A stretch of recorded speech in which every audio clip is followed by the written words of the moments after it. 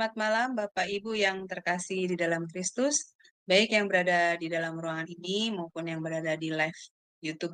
Selamat bertemu kembali pada acara pembelajaran Firman Tuhan di kelas Sema Adonai pada hari Sabtu 9 September 2023 yang akan disampaikan oleh narasumber kami yaitu Pak Pendeta Edwin Sihaloho. Yang malam ini temanya adalah Tuhan Gembala yang Baik sesi ketiga. Baik, sebelum acara ini dimulai, mari kita awali dengan berdoa. Sehingga kelas ini bisa berjalan dengan baik dan lancar sampai akhir. Dan juga kiranya Bapak mengurapi Pak Edwin yang akan menyampaikan kebenaran firman-Mu. Sehingga setiap penjabaran yang disampaikan oleh Pak Edwin itu dapat sesuai dengan kehendak-Mu ya Bapak, sehingga bisa mengajar kami dengan baik dan benar. Dan juga berikanlah kami semua kemampuan ya Bapa untuk bisa menerima kebenaran firman di dalam hati kami dan pikiran kami, dan mampukanlah firman itu menjadi rema dalam diri kami, dan mampukan kami juga untuk bisa melakukannya dalam diri dan kehidupan kami, sehingga kami bisa menjadi berkat bagi semua orang, menjadi terang dan garam bagi semua orang. Dan kami serahkan ya Bapa waktu ini selanjutnya di dalam tangan-Mu dari awal hingga akhir. Dalam nama Yesus doa ini kami panjatkan. Haleluya, amin. Amin. Terima kasih untuk Sis Aling untuk doanya ya. Ya.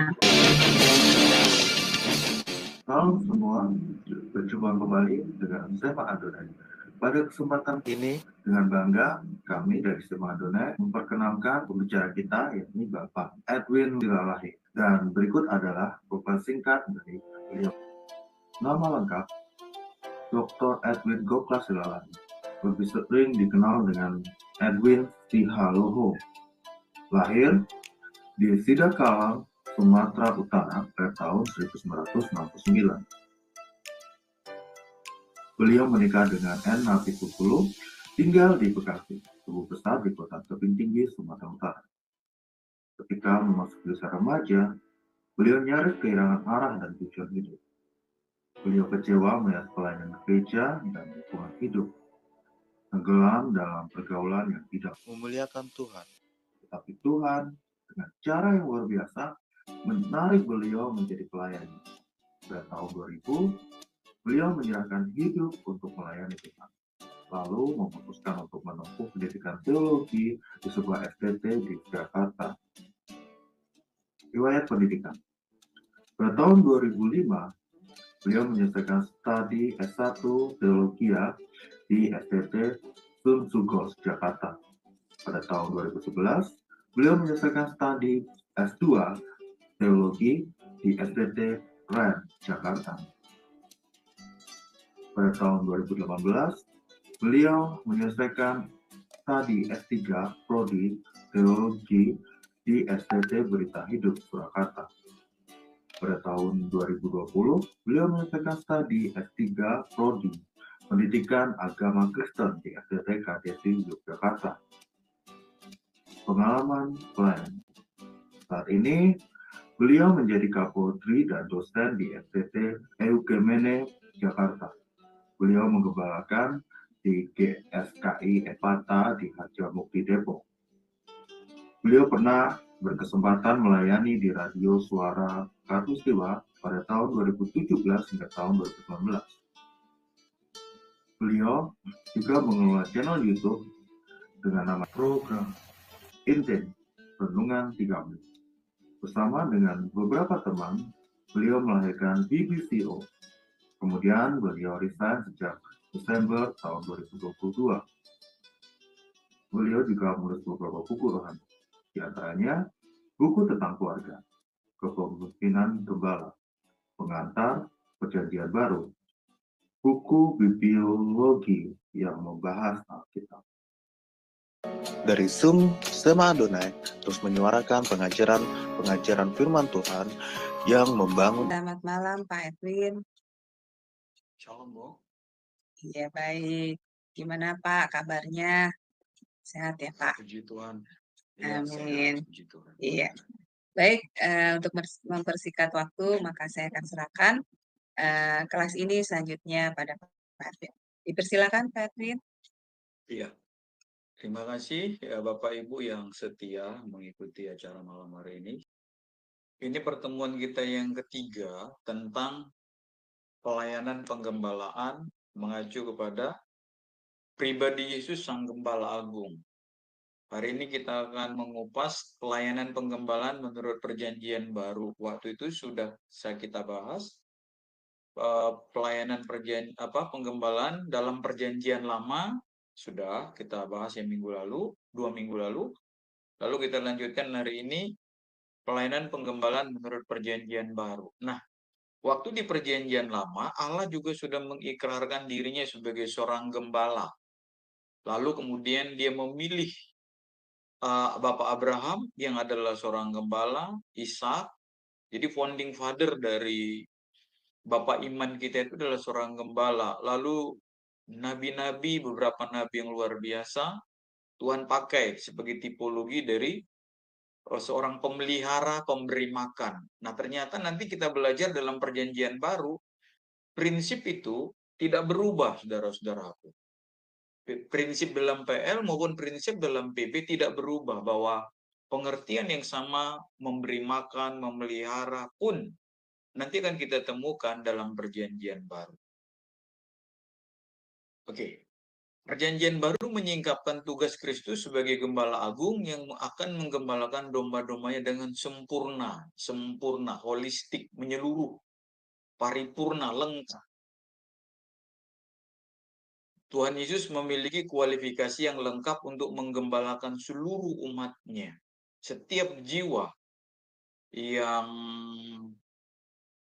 bersedia menjadi domba digembalakan oleh Sang Gembala Agung kita. Nah, kita mulai dari sini, saudaraku. Dalam Injil Yohanes, Tuhan Yesus memproklamirkan dirinya sebagai gembala yang baik. Nah, Tuhan Yesus menyatakan kualitasnya, ya, ketika dia berkata, "Akulah gembala yang baik." Ada beberapa catatan penting yang akan kita pelajari dan yang harus kita imani menjadi dasar kita untuk bertumbuh semakin teguh dalam Tuhan. Butir yang pertama ketika kita menemukan ini adalah yang pertama, seorang gembala yang baik itu adalah dia memberikan nyawanya bagi domba-dombanya. Yohanes 10 ayat 11 dikatakan, "Akulah gembala yang baik. Gembala yang baik memberikan nyawanya bagi domba-dombanya."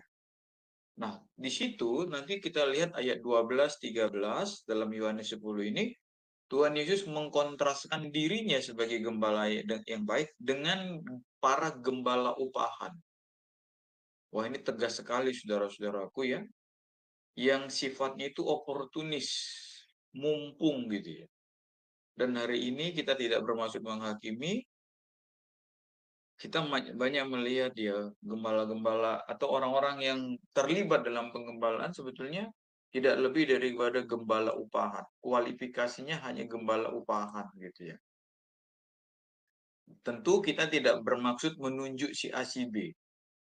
Tapi ini kita membahas orang yang diucapkan oleh Tuhan Yesus, dan hari ini kita mau mempelajari ciri-ciri seperti mereka itu gitu ya. Dan kita mau melihat gembala yang baik itu seperti apa. Nah, gembala yang baik itu, gembala upahan, dia tidak, karena dia oportunis, dia tidak merasa terbeban ya. Dia menganggap aku bukan pemilik.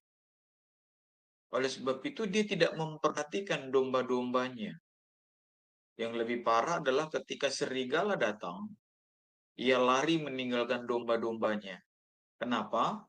Karena fokus pada diri sendiri. Jadi gembala upahan itu adalah orang-orang yang fokus pada dirinya sendiri. Bagaimana kita melihat hal ini di lapangan? Ya, kita lihatlah orang-orang yang hanya mau tampil aja gitu ya. Ketika ada masalah, dia delegasikan kepada orang lain, kepada bawahannya, kepada stafnya. Jadi hari ini tidak sedikit orang yang membuka gereja jadi gembala itu kayak bisnis, saudaraku. Franchise ya. Karena dalam tanda petik bisnis yang menggiurkan. Kalau tanamnya di gereja itu, dia pikir itu investasinya, lalu dia misalnya sound system, dia sampai seratusan juta, dia taruh sound system begitu bagus. Nah, ketika dia tersinggung dengan gembala seniornya, dia pergi, dia bongkar itu semua sound systemnya. Bila penting, bila perlu sampai kabel-kabelnya. Tanpa merasa bersalah, tanpa merasa berdosa sama sekali gitu ya.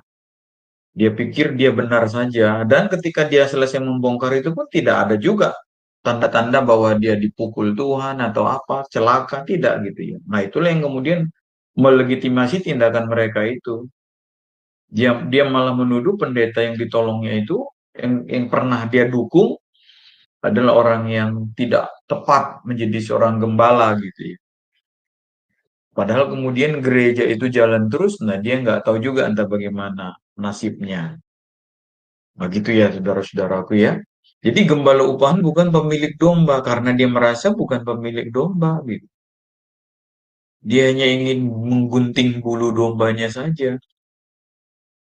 Akibatnya orang-orang seperti ini tidak memperhatikan kesehatan, kesejahteraan domba-domba itu. Nah, ketika sakit, ada kemalangan, ada masalah datang, dia tidak hadir karena dia merasa, ah, capek-capek aku ngurusin orang ini karena dia tidak terbeban gitu ya. Dia fokus pada dirinya sendiri. Nah, gembala yang baik berlawanan dengan gembala upahan tadi. Bahkan ia memberikan nyawanya. Nah, fokus gembala yang baik ialah domba-dombanya, bukan diri sendiri. Jadi, saudara-saudaraku, apa ciri utama yang paling khas perbedaan dari gembala upahan dan gembala yang baik? Ya ini, dia merasa bukan pemilik domba, itu gembala upahan. Nah, gembala yang baik itu, dia berkorban untuk dombanya. Bukan dibalik ya, bukan dombanya yang disuruh berkorban untuk dia. Lalu yang kedua, fokus gembala upahan itu adalah diri sendiri, keuntungan. Kalau nggak beruntung, kalau nggak balik modal, maaf teman-teman yang mungkin ini kedengaran agak kasar gitu ya. Tapi fakta begitu. Lalu kemudian, kalau gembala yang baik itu, ia fokus pada domba-dombanya. Nah, 2 minggu yang lalu, kita sudah melihat karakteristik gembala di dalam PL. Tidak jarang gembala benaran itu ya, gembala di padang menjaga dombanya, bisa mati, terluka, atau mati, atau cacat ketika menghadapi serigala, beruang, singa, binatang-binatang bos.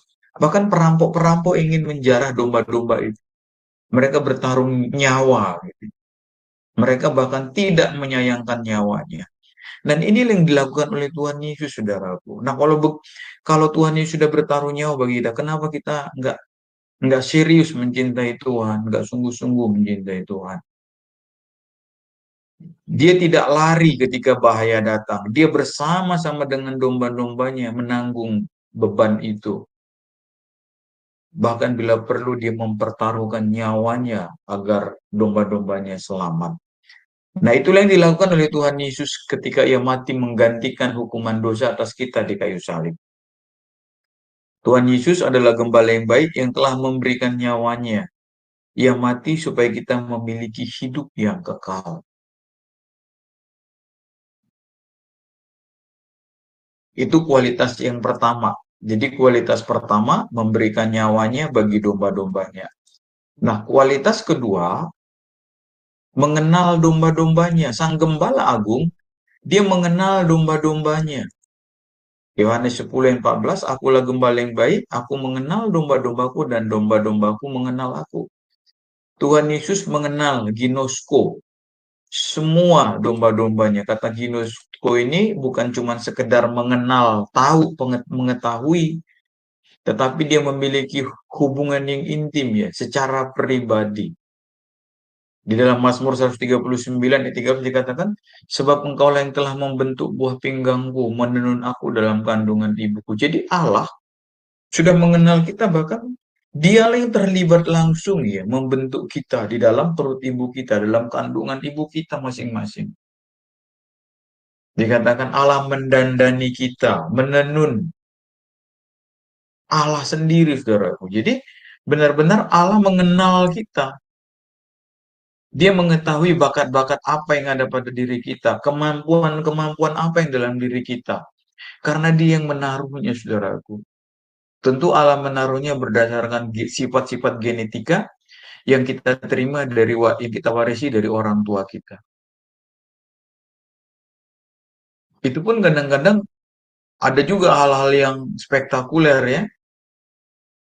Tuhan menaruh dalam diri seseorang. Ayahnya biasa-biasa saja, tapi anaknya bisa jadi pemimpin, anaknya bisa jadi orang hebat gitu. Nah, itu orang-orang melampaui bahkan kemampuan orang tuanya. Nah, itu pasti campur tangan Tuhan dan si orang tersebut yang menyadari dirinya siapa dirinya dalam Tuhan. Oleh sebab itu, Tuhan ingin memiliki keintiman dengan setiap orang, saudara-saudaraku, dengan setiap pribadi, dengan setiap kita. Hal ini menunjukkan adanya pengenalan dalam diri. Maksud saya, hal ini menunjukkan adanya pengenalan yang mendalam dari Sang Gembala terhadap domba-dombanya sehingga ia dapat mengenal setiap pribadi. Haleluya, saudaraku, Allah mengenal kita, setiap pribadi. Allah bukan seperti bos kita yang tidak mengenal kita secara pribadi. Bos kita hanya mengenal kita sebagai karyawan misalnya ya, tetapi Allah mengenal kita sebagai pribadi. Mengapa kita tidak mempercayai ini saja, saudaraku, seperti yang dikatakan Alkitab?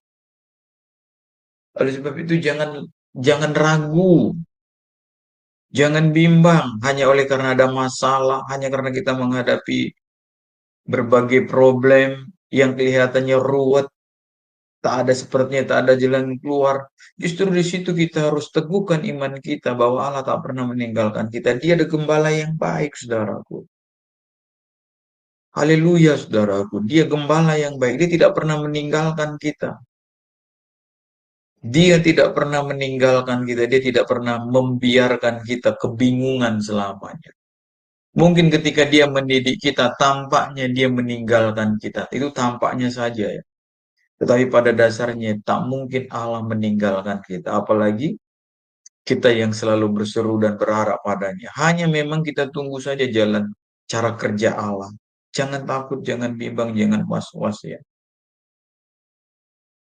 Jadi kalau kita percaya Tuhan mengenal kita, kalau kita percaya pada kalimat ini, pada perkataan Tuhan Yesus ini, akulah gembala yang baik dan aku mengenal domba-dombaku, aku ginosko domba-dombaku, maka artinya berarti Allah tahu dengan jelas semua pergumulan kita, kepahitan hidup kita, kekecewaan kita, bahkan semua kebutuhan-kebutuhan kita. Kita nggak boleh ragu, saudaraku. Mari kita bangkitkan iman kita. Kita punya Allah, kita punya gembala. Apapun masalahnya, saudara. Yang penting kita bersandar pada Tuhan. Ya, untuk mempraktekkan iman itu memang tidak mudah. Itulah sebabnya Tuhan melatih kita step by step. Dan ingat ya, 1 Korintus 10:13 itu. Tuhan tidak memberikan beban yang melampaui kekuatan kita untuk menanggungnya. Jadi dia bawa kita terus. Dan kita tidak boleh mengeluh. Kita tidak boleh bilang begini, kok masalah nggak habis-habis dari hidupku. Kapan sih aku bisa menarik nafas lega? Habis yang ini baru sebentar udah muncul ini. Nah, disitulah saudaraku, justru masalah-masalah itu mendewasakan kita. Masalah-masalah itu bagikan serigala-serigala buas yang ingin mengganggu kita. Apakah kita berhasil dirampas serigala-serigala masalah itu, atau kita makin memperteguh iman? Jadi kalau kita dihajar serigala, dihadang serigala, jangan malah membiarkan dirinya dimakan serigala itu. Serigala itu tentu metafora, saudaraku. Dia bisa masalah, dia bisa sifat buruk kita. Mari kita camkan ini Bapak Ibu ya saudara-saudara dikasih Tuhan. Tuhan, aku mengenal domba-dombaku, aku ginusko domba-dombaku. Tapi kemudian masalahnya kita kita mengginusko Tuhan atau tidak? Nah, masalahnya kan di kita, bukan di Tuhan. Nah, yang kedua tadi kita masuk ke sini. Mana ya? Dia mengenal domba-dombanya tadi ya. Dia mengenal domba. Dia mengenal kita. Dia ginusko kita ya. Nah, Tuhan Yesus ingin memiliki keintiman dengan setiap orang. Hal ini menunjukkan adanya pengenalan yang dalam, deeper ya, dari sang gembala terhadap domba-dombanya, sehingga ia dapat mengenali kita. Jadi saudara-saudaraku, kitalah yang tidak kita yang tidak serius ya, mengenal Allah ya.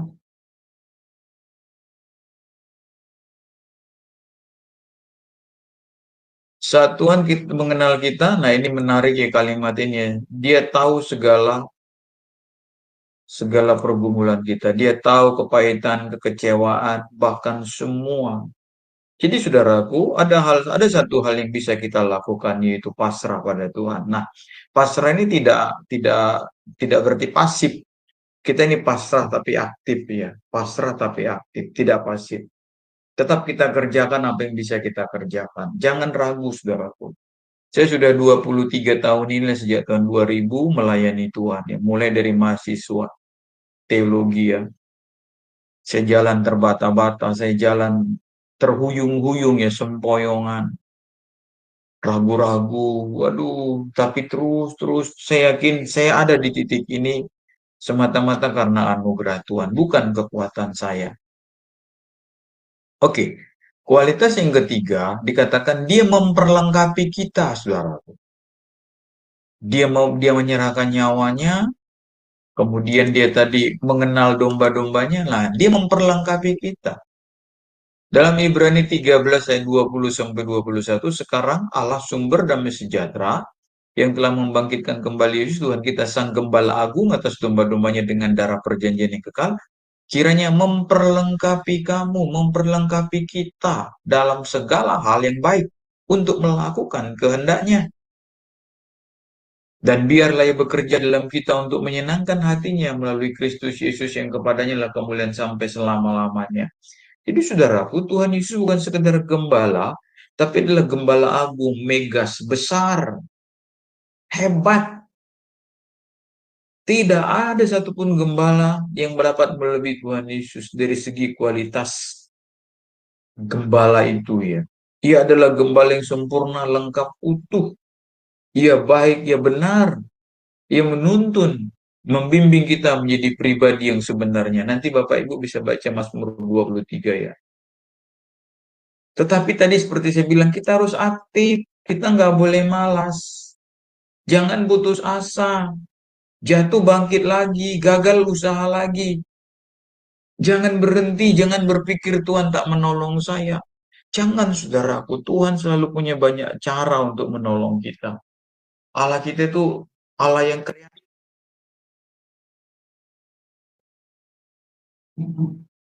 Dia Allah yang inovatif. Kalau dia bisa menciptakan dari yang nihil, dari tidak ada menjadi ada, apalagi hari ini. Jangan malas, jangan putus asa. Kita harus bergerak, bekerja, rajin, giat. Sebab Tuhan memberi kesanggupan itu. Dikatakan tadi, memperkiranya, memperlengkapi kamu. Allah yang melakukannya.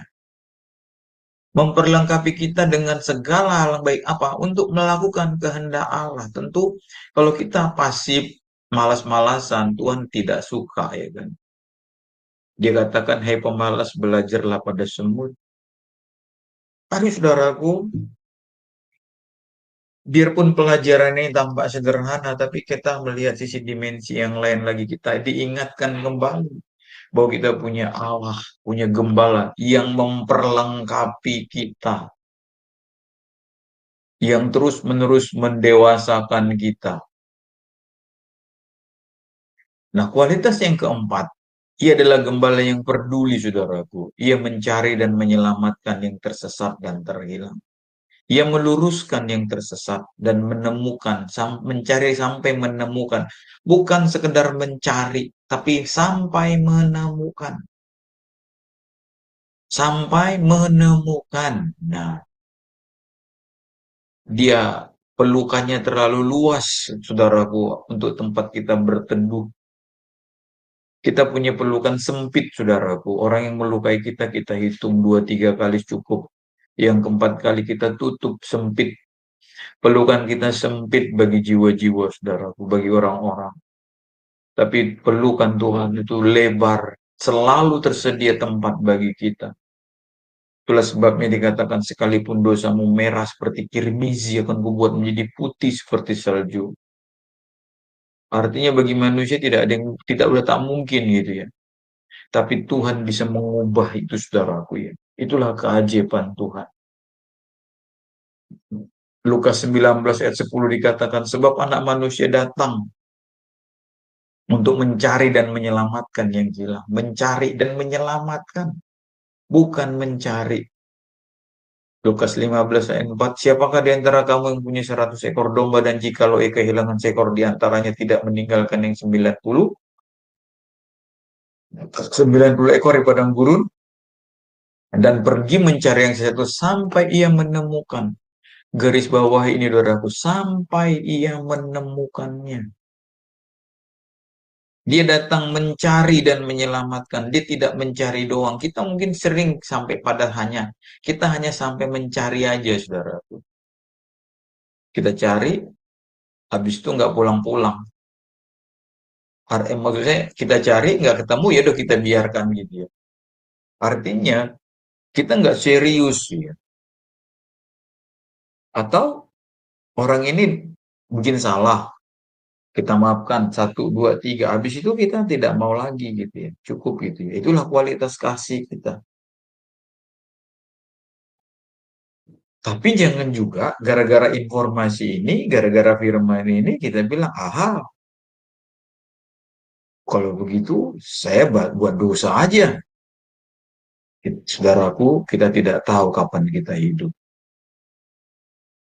Bayangin kalau kita lagi jatuh dalam dosa, kita mati di situ, tentu pintu keselamatan itu tak terbuka bagi kita. Kita nggak tahu, saudaraku. Jadi jangan bermain-main ya. Jangan informasi atau firman ini membuat kita berguna sekali. Ada konsekuensinya, saudaraku. Ingat, iblis itu licik. Sekali kita melakukan dosa, dia tidak akan melepas kita. Ingat, dia datang membunuh, mencuri, membunuh, membinasakan. Walaupun pengampunan Allah selalu terbuka bagi kita, ketika kita mati sebelum minta ampun, kita tidak akan disambut dalam kerajaannya. Jadi nggak boleh bermain-main.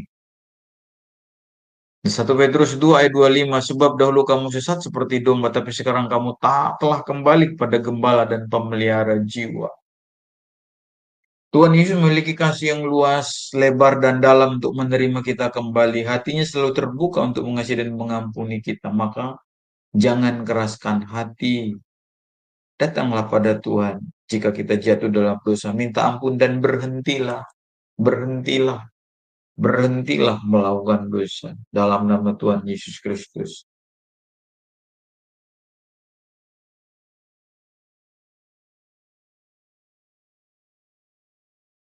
Kualitas yang kelima, Tuhan Yesus mempersiapkan gembala manusia. Nah, ini saudaraku.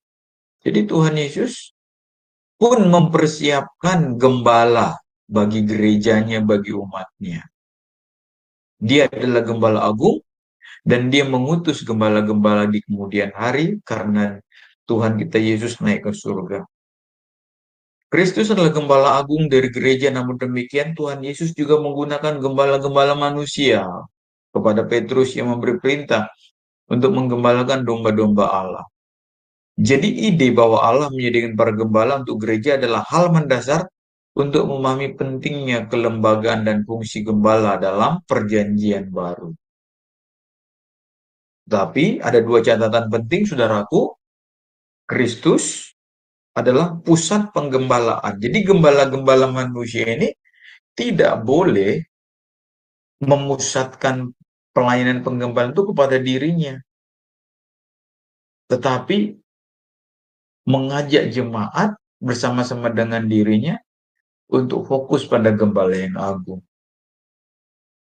Dia hanya diberi karunia oleh Allah, oleh Sang Gembala Agung, untuk melayankan pelayanan penggembalaannya. Dan Tuhanlah yang mengirimkan setiap jiwa yang datang ke dalam gereja atau di jemaat lokal kita, termasuk kita. Kita harus percaya bahwa Allah lah yang menggerakkan kita untuk dibimbing, dididik, digembalakan di gereja lokal kita. Sampai kita dewasa. Sampai kita dewasa dan pulang kembali ke rumah Bapa. Nah, kan ada pertanyaan juga, Pak, bagaimana kalau gembala ini tidak menunjukkan ciri-ciri atau tidak berhasil membawa saya kepada pembaruan atau pertumbuhan iman, pendewasaan itu? Nah, tentu kita bisa berdiskusi dengan Tuhan, berdoa dengan Tuhan. Nah, pelajaran malam hari ini atau pelajaran-pelajaran kita tentang penggembalaan ini semakin membuka cakrawala pikir kita. Kita tidak boleh ragu gitu ya. Ya salah milih baju, nyesal paling ya bajunya nggak menyenangkan, dipakai atau tidak dipakai atau dikasih ke orang, rugi uang gitu ya. Salah pilih jodoh, kalau nggak bertobat ya seumur hidup tersiksa di bumi ini gitu kan. Tapi kalau salah memilih juru selamat, salah memberikan diri digembalakan ya penyesalan seumur hidup lah, baik di bumi maupun di keabadian nanti. Makanya kita harus mendoakan gembala kita, jemaat lokal kita. Dan saya tidak ragu untuk mengulangi bahwa sebaiknya kita bertumbuh di gereja lokal ya, di sebuah gereja lokal. Dulu COVID betul, kita bisa ibadah online gitu ya. Kita nggak pergi ke gereja, tetapi sekarang kan sudah normal kembali. Kita harus bertumbuh di gereja lokal kita. Disitulah kita diuji kemampuan untuk bersekutu itu ya, persekutuan itu ya. Disitulah kita diajar bersama-sama untuk diremukkan, untuk dibentuk, untuk saling memperhatikan, untuk membagi kasih. Nah, keteladanan Kristus sebagai gembala utama itulah yang menjadi topik perjanjian baru. Ingat saudara-saudaraku, nanti kita akan ulang lagi, kita akan ketemuin lagi bahwa apa tugas-tugas dari seorang gembala versi perjanjian baru. Dan saya katakan sama dengan perjanjian lama. Walaupun di perjanjian lama sifatnya masih metafora ya. Sifatnya masih metafora, belum melihat satu orang manusia, yaitu dalam bentuk manusia yang benar-benar bisa menggembalakan manusia itu menurut kehendak Allah.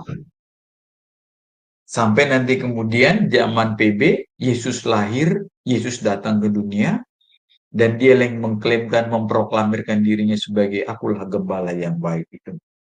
Jadi, ada 5 kualitas, ya saudara-saudaraku, kualitas Tuhan Yesus sebagai gembala yang agung, gembala yang megas, gembala yang besar. Mungkin Bapak Ibu suatu saat bisa berdoa, lalu ada dalam pewahyuan Tuhan, bisa menambahkan kualitas ke-6, ke-7, ke-8, dan seterusnya. Mari kita ulang lagi saudaraku ya, kualitas Tuhan Yesus. Pertama, dia memberikan nyawanya bagi domba-dombanya. Amin. Yang kedua, dia mengenal domba-dombanya, dan domba-dombanya pun diharapkan mengenal Tuhan Yesus, mengenal Sang Gembala Agung. Yang ketiga, saudaraku, dia tidak hanya sekedar gembala ya, tapi dia adalah gembala agung yang memperlengkapi kita. Dia memberikan karunia roh kepada kita. Semua kita. Tidak ada yang tidak diberikan Tuhan karunia roh. Maka tugas kita adalah mendoakan, menggumulinya. Nanti Bapak Ibu bisa baca banyak karunia-karunia yang diberikan Tuhan kepada kita. Bukan cuma 12, bukan cuma 9, bukan cuma itu. Banyak sekali saudaraku. Karunia-karunia rohani yang Tuhan berikan kepada kita. Nah, kualitas yang keempat, ia mencari dan menyelamatkan yang tersesat. Tuhan Yesus mencari sampai ia menemukannya. Ia mencari dan menyelamatkan yang hilang. Nah, yang terakhir tadi, kualitas kelima, Tuhan Yesus mempersiapkan gembala agung, gembala manusia ya. Dia mengirimkan orang-orang yang dipilihnya menjadi gembala. Termasuk gembala Bapak Ibu yang ada di gereja lokal Bapak Ibu masing-masing. Maka tugas Bapak Ibu adalah menjadi benteng ya, menjadi lo nggak terbalik Pak, bukannya saya yang didoakan gembala saya. Tidak, kita saling mendoakan saudaraku. Sekali Rasul Paulus juga berkata, doakan saya. Doakan aku, jangan lupa bahwa dalam doamu. Gitu ya. Bapak Ibu jemaat Tuhan, doakan gembala kita ya, gembala lokal kita. Supaya dia dapat takut Tuhan, supaya dia dapat hikmat Allah. Dan saudara-saudara tadi ingat, Kristus adalah pusat penggembalaan. Oke, kita lanjutkan. Kristus melihat banyak orang, nah di dalam Matius, Markus, kita melihat kualifikasi Tuhan Yesus yang lain ya. Dia memiliki belas kasihan kepada orang-orang. Dia melihat mereka itu seperti kawanan domba tanpa gembala, tanpa pemelihara. Dan Tuhan Yesus sudah berkata, akulah gembala yang baik. Lalu Kristus, Tuhan Yesus akan bertindak sebagai gembala yang memisahkan dombanya dan kambing pada hari penghakiman.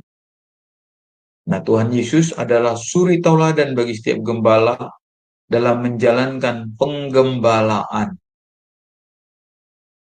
Bapak Ibu jangan bingung di sini ya Pak, saya kan bukan gembala, apa pentingnya ini pelajaran ini sama saya? Oh, sangat penting. Sangat penting. Di pembukaan ingat sudah saya sampaikan secara fungsional kita semua ini gembala kita mempraktekkan hakikat pelayanan gembala itu.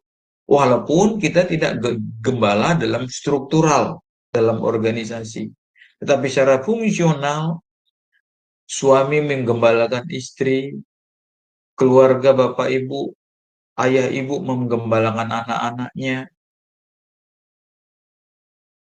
Bapak Ibu yang memimpin perusahaan menggembalakan karyawannya, kita menggembalakan teman-teman sekantor kita, dan yang paling penting adalah kita memberikan diri kita untuk digembalakan oleh Tuhan. Seluruh tindakan Yesus hanya ditujukan kepada kesejahteraan dombanya. Inilah dia tujuan tertinggi dari seorang gembala ya, untuk kesejahteraan dombanya. Nah, Tuhan Yesus menjaga kekudusannya bukan untuk dirinya, tetapi demi umatnya. Mari saudara-saudaraku, bapak-bapak, kuduskan dirimu ya, supaya anak-anakmu sehat, anak-anakmu selamat. Jangan cemari diri kita dengan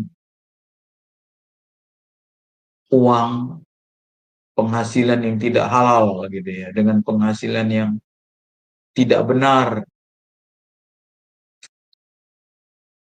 Apa gunanya Bapak Ibu membawa uang puluhan juta, ratusan juta dibawa ke rumah, tapi itu hasil yang tidak benar. Itu adalah sama seperti memasukkan virus atau racun ke dalam jiwa atau ke dalam roh anak-anak kita, keluarga kita. Suatu saat iblis akan bertindak, dia akan menagih. Anakmu itu, istrimu itu makan duit kotor gitu ya, makan duit haram atau duit apalah, hasil kejahatan. Jadi Tuhan Yesus menguduskan dirinya, bukan untuk dirinya, tapi untuk umatnya. Ia meratap untuk mendombanya, ia menangis untuk dombanya, Ia berdoa dan berpuasa demi keselamatan kawanan dombanya. Itulah teladan yang dicontohkan Tuhan Yesus Kristus kepada setiap gembala. Gembala hadir dalam kehidupan domba-dombanya. Oke. Kristus adalah gembala yang dibangkitkan untuk memberikan kehidupan kepada para dombanya. Gembala agung bersama gembala manusia berfungsi menghidupkan pelayanan gereja. Haleluya, saudaraku. Haleluya. Karena itu gembala gereja dituntut untuk memiliki kemampuan memimpin, mengarahkan, menggerakkan seluruh anggota jemaat dalam melakukan pekerjaan pelayanan secara efektif dan efisien dalam koordinasi yang baik demi mencapai visi misi gereja yang berasal dari Tuhan tentunya. Nah, gembala memiliki tujuan mentransformasi domba-domba yang digembalakannya. Tuhan Yesus mengajarkan bahwa keteladanan gembala berorientasi kepada orang lain. Udah tadi ya. Itulah nilai hakiki kebaikan dari perspektif ilahi. Kebaikan yang sempurna. Nah, kata baik, kalos, berarti keindahan, keunggulan, kecantikan, atau sesuatu yang berharga. Kalos.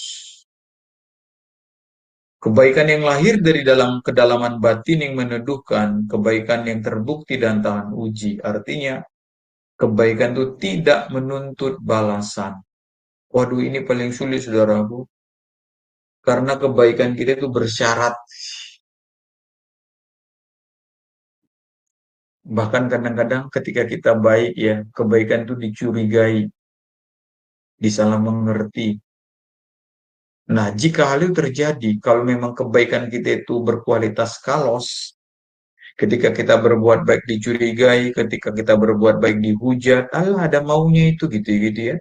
Kita berbuat baik disalah mengerti. Kalau memang kualitas kasih kita atau kebaikan itu tadi dari Allah, satu hal saudaraku, kita tidak akan terpengaruh. Waduh, betapa sulitnya saudaraku. Kita cenderung untuk menuntut balas ya. Betapa sulitnya saudaraku. Jadi beratlah memang mau masuk surga itu ya. Oh nggak berat Pak, kan kasih karunia. Betul kasih karunia. Tetapi harus ada buah kasih karunia itu tadi. Tadi dikatakan gembala kita itu memperlengkapi kita loh. Nah kalau kita diperlengkapi, kita nggak lakukan, berarti kita jahat. Bayangin tentara gitu ya. Dia diperlengkapi pemerintah. Untuk satu tentara misalnya pemerintah mengalokasikan dana sampai 10, 20 juta bahkan bisa lebih. Memulai dari pria biasa, pria desa misalnya, pria yang lugu, dalam tempo 9 bulan pemerintah mengalokasikan dana sampai 10, 20 bahkan mungkin 50 juta dalam tempo 9 bulan itu. Lalu kemudian ketika bahaya ada musuh menyerang, dia tidak mau saudaraku. Sama seperti itu anugerah. Keselamatan itu anugerah gitu ya. Tapi kalau nggak dilakukan, bagaimana kan gitu. Berarti Anda tidak menghidupi anugerah itu. Nah, kalau tidak menghidupi anugerah itu berarti kita tidak boleh. Kita tidak akan ditarik, kita tidak akan diperkenan dalam kerajaannya. Demikian juga dengan si tentara tadi, begitu ada musuh datang, dia malah minggat, dia malah pergi. Wah, pemerintah punya hak untuk menangkap, memenjarakannya. Sekalipun dia tidak bikin salah atau tidak berpihak kepada musuh. Tetapi ketidakturutannya, ketidakmauannya untuk membela negara itu menjadi sebuah kejahatan. Sebab apa? Pemerintah sudah melatih, membimbing, mendidik dia untuk dijadikan hulu balangnya kerajaan. Nah, kita ini diselamatkan Tuhan untuk menjadi hulu balangnya Allah. Kita menjadi domba-domba yang mampu ya menyelamatkan domba yang lain, sesama domba.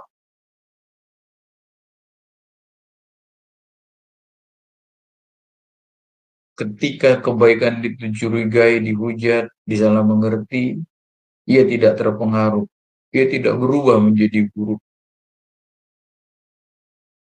Kita bisa melihat ya dunia politik itu bagaimana ya.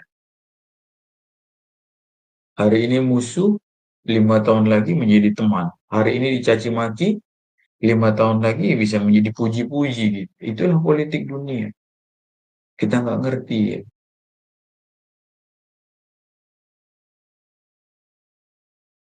Bahkan bukan tahun 5 tahun lagi. Besok lusanya gitu ya. Hari ini marah-marah, 3 hari kemudian sudah peluk-pelukan. Nah, itulah dia.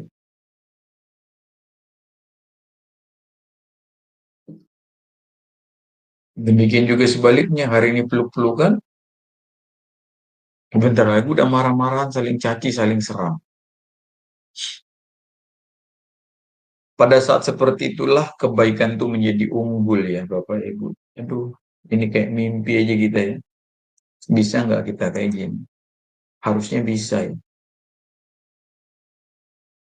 Ketika kita tidak membalas kejahatan dengan kejahatan, ketika kita tidak membalas caci maki dengan caci maki, malah kita memberkati. Pada saat itulah kebaikan itu menjadi unggul, indah dan sangat berharga. Nah, kualitas kebaikan itulah yang kita dapatkan dari Gembala Agung kita, Tuhan Yesus Kristus.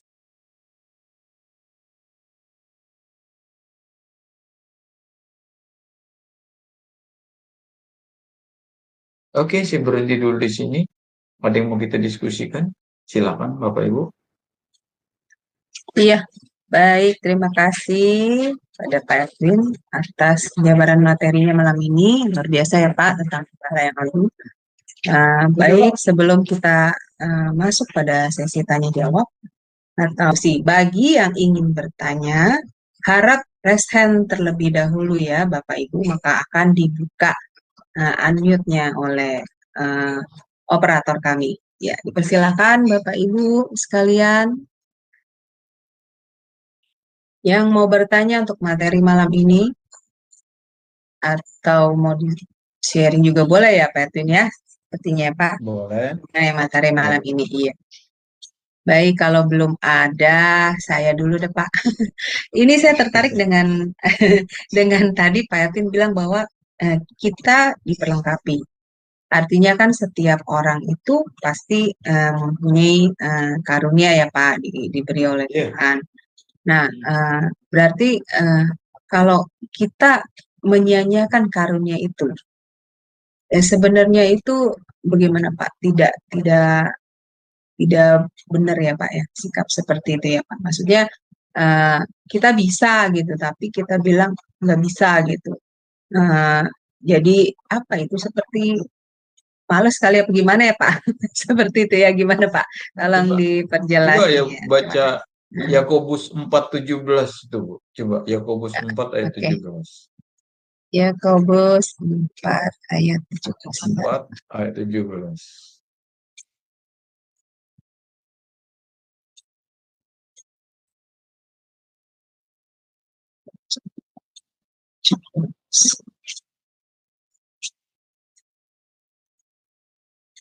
Ayat 17. Ya. Jadi, jika seorang tahu bagaimana ia harus berbuat baik, tapi ia tidak melakukannya, ia berdosa. Wah, tegas sekali ya Pak Edwin. Iya. Ayat ini. Tahu bukan jahat loh, tahu buat baik, tahu yang baik tak dilakukannya, dia meleset hamartia. Nah, pertanyaan gini, kalau meleset kira-kira nyampe tujuan nggak Bu? Tidak Pak. Enggak kan?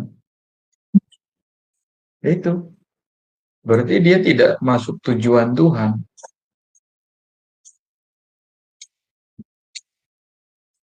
Nah, kalau kita nggak. Jadi ada unsur kesengajaan gitu kayaknya. Nah, itu termasuk sudah berdosa ya Pak. Padahal belum bisa, berada mampu, tapi tidak mau melakukannya ya. Seperti itu ya berarti. Iya. Atau gini Bu, memang dia tidak diajarin atau tidak mau belajar tadi ya. Dan orang tidak tahu itu kan Hmm. banyak hal ya. Hmm. Orang tidak tahu itu ada banyak hal penyebabnya. Ada memang karena nggak mau tahu. Yang kedua, ada orang yang tidak pernah tahu karena tidak dikasih tahu gitu ya. Nah, Kalau Hmm. Iya, berarti jadi ada banyak faktor ya Pak penyebab orang itu iya, tidak mau melakukan ya. iya, dia punya kapasitas, tapi karena Hmm. memang dia tidak tahu, dia tidak lakukan. Apakah orang ini bersalah? Bersalah menurut ukuran Tuhan ini bersalah. Tapi yang lebih parah lagi adalah dia tahu, tapi tidak mau tahu. Nah, dia dengan sadar menolak melakukannya karena merasa tadi bukan bagianku gitu ya. Itu bukan urusanku.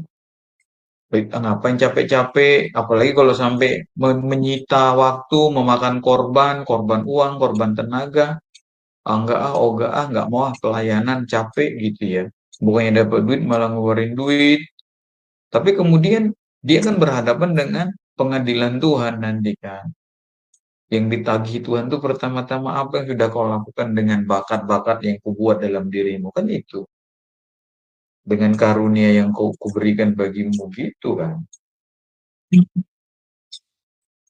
Nah, itu kan mengerikan ketika kita bilang nggak ada gitu. Waduh selesai. Itulah yang ingat Bu perumpamaan Tuhan Yesus yang memberikan talenta 10, 2 dan 1.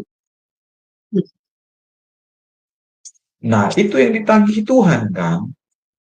Mana Iya Pak, hasil betul. kerjamu gitu ya. Yang 5 ini jadi 10. Oh, bagus. Yang 2 ini 4. Oh, bagus. Nah, yang 1 malah dia bilang, aku tahu kau jahat. Jadi aku tidak bungakan uangmu. Nah, digituin gitu ya. Lalu Hmm. Tuhan itu malah bilang, udah tahu kamu aku tegas. Lemparkan orang ini, nggak ada belas kasih lagi loh, Bu. Ngeri ya? Iya, iya Pak. Iya. Betul. Nggak ada belas kasih sama sekali. Udah nggak ada pengampunan di situ. Kamu udah tahu, sebenarnya bukan jahat itu ya, tegas ya. Udah tahu kamu aku tegas. Tapi kamu main-main ya. Kamu nggak takut sama aku. Kamu nggak sungkan, nggak segan, nggak hormat. Ya udah jadilah sesuai dengan kemauanmu itu. Nah, terimalah ketegasanku. Dibuang dia, dimasukkan penjara, coba gitu ya. Jadi yang ditagih Tuhan nanti itu apa yang kau buat dengan talenta, bakat, karunia yang sudah kutaruh dalam dirimu. Wah, kita gelagapan. Nggak ada kita bilang gitu. Ya udah sana kamu.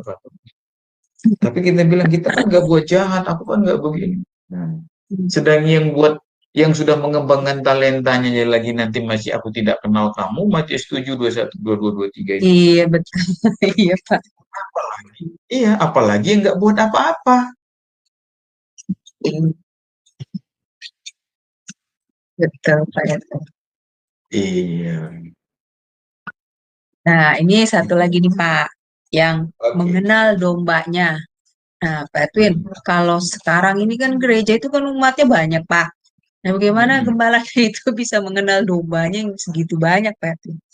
Nah, ini Ah, bagaimana nih kalau ini? Iya, silakan, Pak. ya, sekarang ada namanya tim penggembalaan, Bu. Jadi kayak gereja kami, ya kan, itu kalau di pusat itu kan bisa sampai 3.000 atau 5.000 ya. Nah, jadi memang dulu waktu saya masih di pusat, setiap hari kami jalan, ada aja pelayanan kami. Yang rumah sakit lah, maka kita punya nomor telepon ya, yang sekretariat yang bisa dihubungi 24 jam. Jadi kadang-kadang kami pergi jam 11 malam, pernah juga jam 1 pagi, pernah gitu ya. Kita melakukan pelayanan itu. Jadi memang ada tim penggembalaannya. Nah, tim penggembalaan ini nggak satu orang, tapi satu tim. Kita bisa berapa orang gitu ya, bisa 10-an orang. Jadi dan memang ya adalah sistem pembagian kerja dan itu kan mengacu kepada nasihat Tuhan kepada Musa, ada pemimpin 1000, pemimpin 100, pemimpin Oh iya, 50, pemimpin 10. Jadi organisasi gereja modern sekarang sudah, yang penting jalan gitu ya, jalan dan tidak pilih-pilih. Nah, kalau kami dulu Bu bukan muji diri ya, kami jemaat cuman adiknya gitu aja ya, saudaranya yang nggak kami kenal, bukan jemaat kami. Ketika dia tidak dilayani gerejanya, dia ngadu ke kami pergi gitu ya. Pak, ada saudara saya begini, di mana? Di sini. Dan kami tidak pernah milih-milih, Bu. hmm, Kami melayani, saya langsung ya, saya pernah. Kami melayani orang yang rumahnya itu cuma di pinggir bantalan rel gitu ya. Yang sakit diabetes, demam busuk kakinya. Nah, kita tanya keluarganya di mana, dia gerejanya di mana.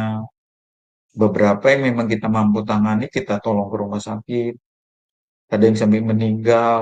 Jadi, ya memang kadang-kadang mereka nggak ke gereja juga gitu ya. Orang-orang seperti itu kasihan juga ya.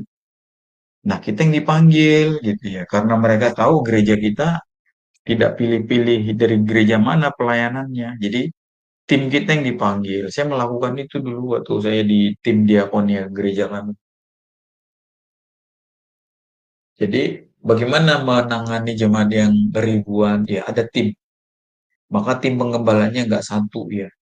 Ada yang melayani pernikahan, melayani pemberkatan apa mau pengurapan rumah, toko dan sebagainya lah gitu ya. iya, Ada yang iya. sakit, kita jalan terus gitu Bu.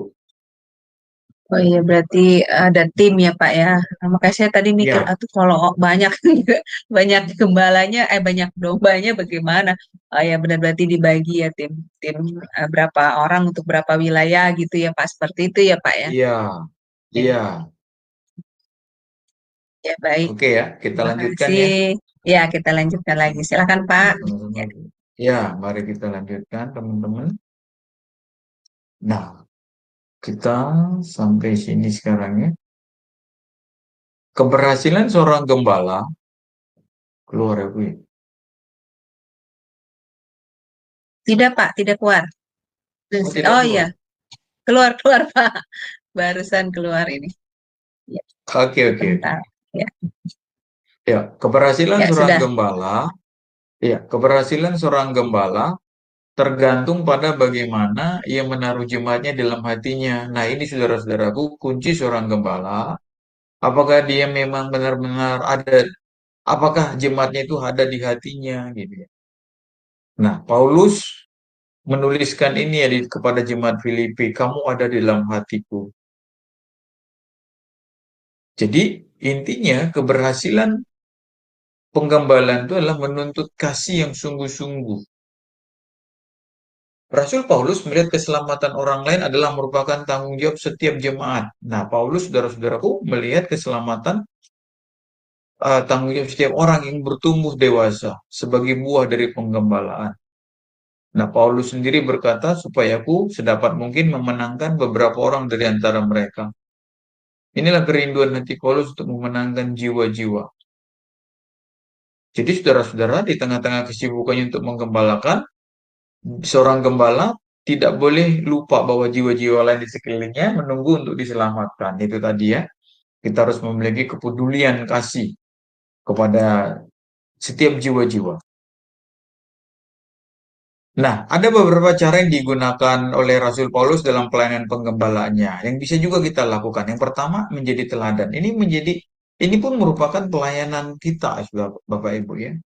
Kita berjuang menjadi teladan, bukan pura-pura ya, bukan supaya dipuji, tetapi karena kita bertumbuh tadi menjadi domba yang dewasa. Rasul Paulus berkata, jadilah pengikutku sama seperti aku juga menjadi pengikut Kristus. Nah, Rasul Paulus terlebih dahulu meneladani Kristus, baru kemudian menyatakan supaya orang lain melayani dia, meneladani dirinya. Nah, kita nggak boleh takut, saudaraku, untuk masuk dalam dimensi ini ya. Kita harus berani berkata, teladani diriku, gitu ya. Jadi keteladanan diri kita itu adalah hasil dari meneladani Yesus.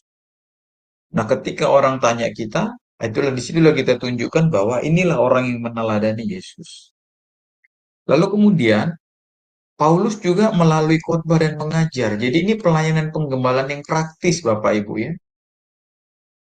Tadi menjadi teladan. Ayo kita berjuang jadi teladan. Bukan sekedar supaya dipuji, tapi supaya orang bisa melihat Kristus dalam diri kita. Yang kedua, melalui khotbah dan mengajar. Nah, yang ketiga, melalui surat-surat gitu ya, SMS, WA. Bapak Ibu bisa melakukan itu gitu ya. Kita bisa membagikan khotbah, tapi kemudian kita berubah. Jangan jadi dimaki orang. Ada orang yang rajin ngirimin khotbah gitu ya, rajin ngirimin renungan harian, ayat-ayat suci, tetapi kelakuannya buruk. Itu nggak jadi teladan yang baik. Itu malah membuat orang begitu dikirim kita dihapusnya gitu ya. Allah ini memenuhin memori gua aja nih gitu ya. Rajin ngasih-ngasih begini, tapi kelakuannya nggak berubah. Nah, kita mulai dari apa? Memberi teladan dulu. Nah, itu yang dilakukan Rasul Paulus. Lalu kita nanti sharing-sharing, walaupun mungkin tidak khotbah formal, tapi kita bisa sharing-sharing firman. Itu pun adalah cara menggembalakan cara praktis. Jadi Bapak Ibu, kita tidak perlu menjadi gembala formal gereja, tapi kita bisa melakukan fungsinya ya. Lalu kemudian melalui surat hari ini melalui WA. Nah, Paulus sendiri menyusun 9 surat ya. Jemaat Roma, 1-2 Korintus, Galatia, Efesus, Filipi, Kolose, Tesalonika, baru Timotius, Titus, dan Filemon. Nah, itu tadi Rasul Paulus, versi Rasul Paulus. Nah, bagaimana dengan Petrus? Nah, di dalam 1 Petrus pasal 5 ayat 2 sampai 3 ya, bukan sampai 5 ya. Rasul Paulus mengatakan, "Gembalakanlah kawanan domba Allah yang ada padamu, jangan dengan paksa, tapi dengan sukarela, sesuai dengan kehendak Allah, dan jangan karena mau mencari keuntungan, tetapi dengan pengabdian diri. Janganlah kamu berbuat seolah-olah kamu mau memerintah atas mereka yang dipercayakan kepadamu, tetapi hendaklah kamu menjadi teladan bagi kawanan domba itu." Nah, ada beberapa catatan penting yang mau kita bahas terkait dengan pernyataan Petrus tadi ya. Jadi yang pertama, tugas seorang penggembalaan itu adalah, nah ini yang saya katakan tadi, di dalam PL kita menemukan tugas ini juga memelihara, memberi makan. Makanya saya katakan tadi tidak bertentangan. Tidak bertentangan. Padahal jarak antara PLPB itu, situasi PL dan PB itu berbeda jauh, tetapi prinsip kebenaran dari surga tidak berubah, saudaraku. Bukan hanya zaman kita ini aja, seandainya kita dunia ini masih ada 2000 tahun lagi, 2000 tahun lagi pun prinsip ini tidak berubah. Nah, secara praktis, pelajaran butir-butir pelajaran ini bisa kita terapkan ya. Bisa kita terapkan di lingkungan kecil kita, di lingkungan kita masing-masing. Nah, tugas penggembalaan tadi sudah kita lihat ya di atas hal-hal yang bisa kita lakukan. Nah, sekarang tugas-tugas penggembalaan yang bisa kita kerjakan juga. Yang pertama, dikatakan memelihara.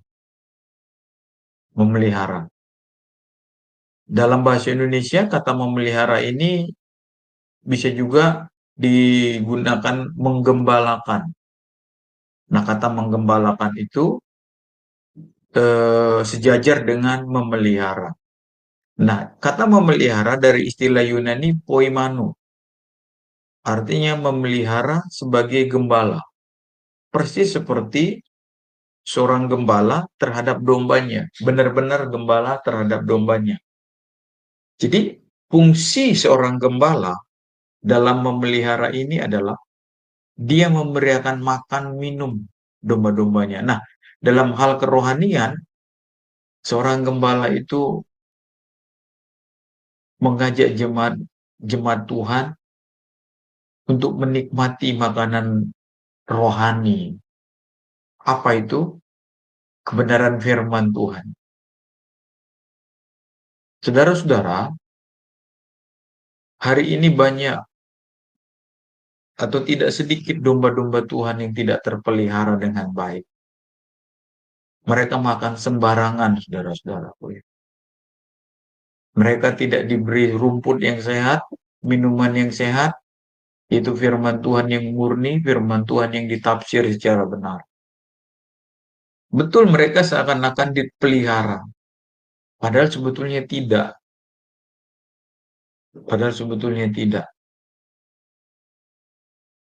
Orang tua, kembali kepada cara praktis, suami, istri, mari kita gembalakan keluarga kita dengan baik.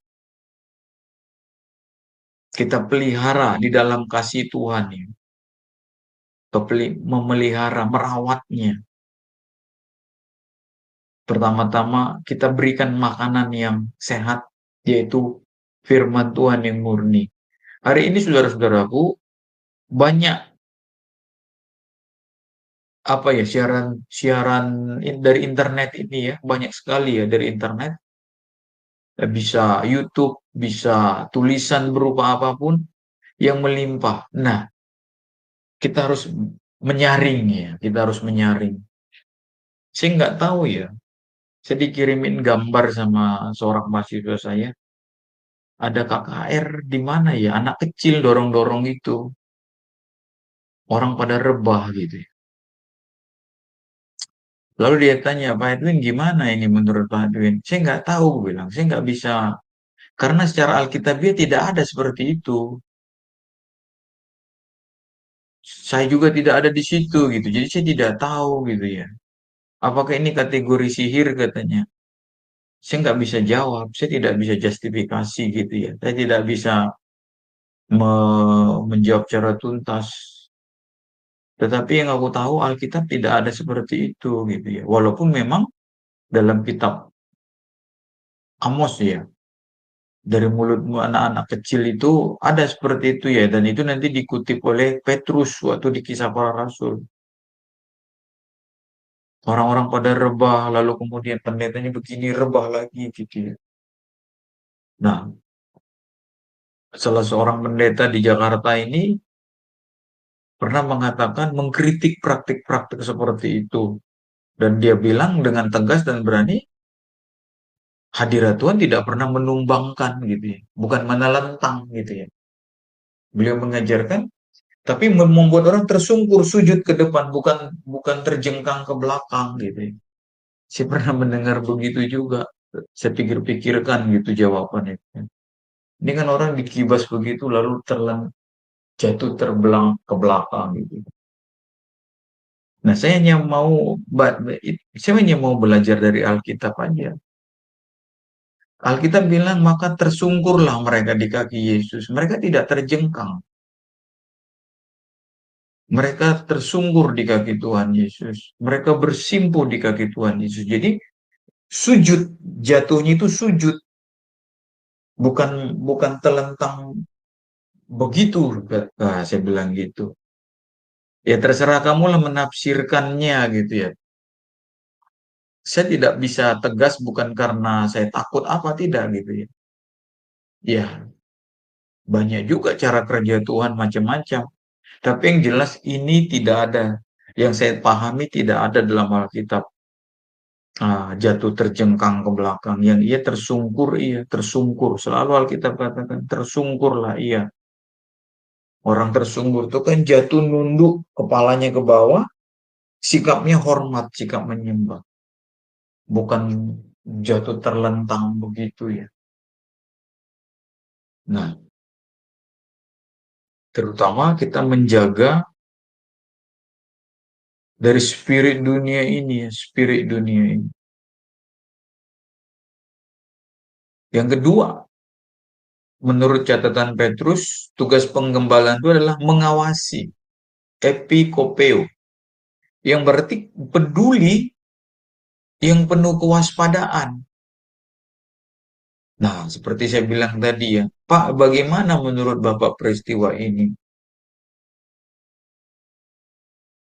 Saya hanya tunjukkan gitu ya, tidak ada Alkitab yang membuat orang itu ketika hadirat Tuhan datang, orang terjungkal, terjengkang. Semua itu orang bersujud, tersungkur, tengkurap, jatuh rebah, bukan jatuh ke belakang. Nah, disinilah fungsi seorang gembala itu melindungi dari bahaya itu. Maka seorang gembala itu memiliki tugas yang berat. Kalau dia bukan gembala upahan, bukan gembala oportunis. Seorang gembala di tangan, dalam tanda petik ya, Bapak Ibu jangan disalah tafsirkan. Di tangan gembala kecil inilah keselamatan kita pada dasarnya. Kenapa? Kita menerima otoritas dari Allah, gembala agung, melalui gembala-gembala kecil kita. Gembala lokal kita maksud saya. Tapi dengan catatan, mata kita harus tajam, roh kita harus tajam. Benar-benar melihat orang ini adalah gembala yang dipakai Tuhan untuk menggembalakan kita. Sekali lagi, kita punya andil, saudaraku, untuk mendoakan setiap pelayanan gereja lokal kita. Nah, yang ketiga maksud saya, kita tidak boleh memaksa. Kita tidak boleh memaksa. Seorang gembala jemaat harus memikul tanggung jawabnya bukan karena suatu keharusan atau suatu kewajiban, melainkan karena itu adalah suatu kehormatan. Ini saudaraku ya, kehormatan. Jadi pelayanan itu adalah sebuah kehormatan, bukan sebuah beban yang memberatkan kita. Bukan kewajiban yang yang memaksa, bukan. Tapi pelayanan penggembalaan itulah sebuah kehormatan. Betapa mulianya kita diberi Allah kehormatan. Dikatakan Yohanes 12 ayat 26b, barang siapa melayani aku, ia akan menghormati Bapa. Menggembalakan harus dipandang sebagai sukacita dan kehormatan.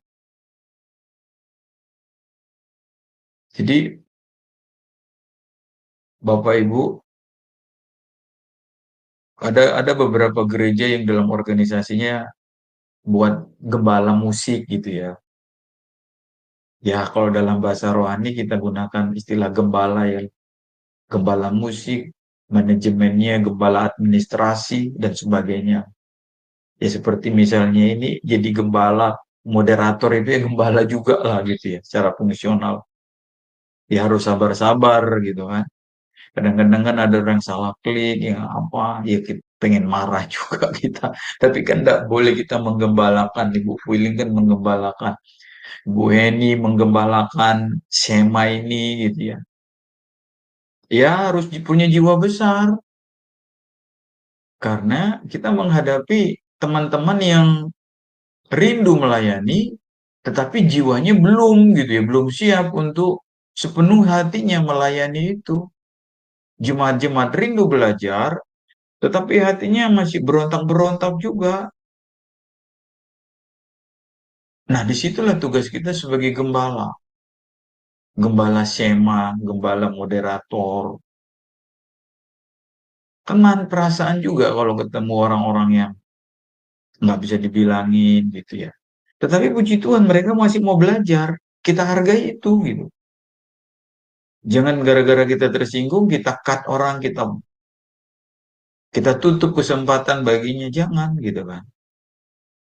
Tapi kalau memang udah keterlaluan, mungkin tidak cocok dengan kita, ya suruh pilih kandang lain lah. Kalau nggak bisa juga dibilangin. Nah tentu kalau orang bergabung di suatu area, di suatu tempat, kita harus belajar untuk taat otoritas itu, menundukkan diri. Jadi jangan dengan paksa ya. Kemudian jangan mencari keuntungan. Nah, dalam istilah bahasa Yunani ini sebenarnya digunakan kata ini ya, saudaraku, terjemahannya ini. Keuntungan yang memalukan gitu. Bapak Ibu ya, saya bukan ngata-ngatain, tapi ini jadi pelajaran kita. Pada suatu hari saya ditelepon seorang ibu gitu ya, Pak Edwin. Ya Bu, Bapak bisa ngisi pelayanan nggak di tempat saya khotbah gitu ya. Kapan? Besok. Loh, kok mendadak Bu? Biasanya Ibu nggak pernah begini. Ibu selalu ngasih spare waktunya seminggu atau paling lama 5 hari dulu gitu ya. Iya Pak Edwin, ini mendadak. Akhirnya ngobrol-ngobrol, lalu di akhir percakapan gitu Pak Edwin saya mau menyampaikan sesuatu, boleh nggak? Kata, boleh. Ada apa? Sebetulnya untuk besok itu sudah ada pendeta yang saya undang katanya. Dan si pendeta itu sudah menyetujui bahwa hari besok itu dia akan melayani. Tapi mendadak misalnya ini Kamis acaranya, Rabu pagi si pendeta itu nelpon si ibu. Dia bilang, Bu, saya maaf ada pelayanan mendadak gitu ya. Waduh, nah pelayanan mendadak. Ya si ibu kan nggak bisa marah-marah kan gitu ya. Akhirnya si ibu terima aja. Iya Pak, baik selamat melayani gitu lah ya. Akhirnya selesai.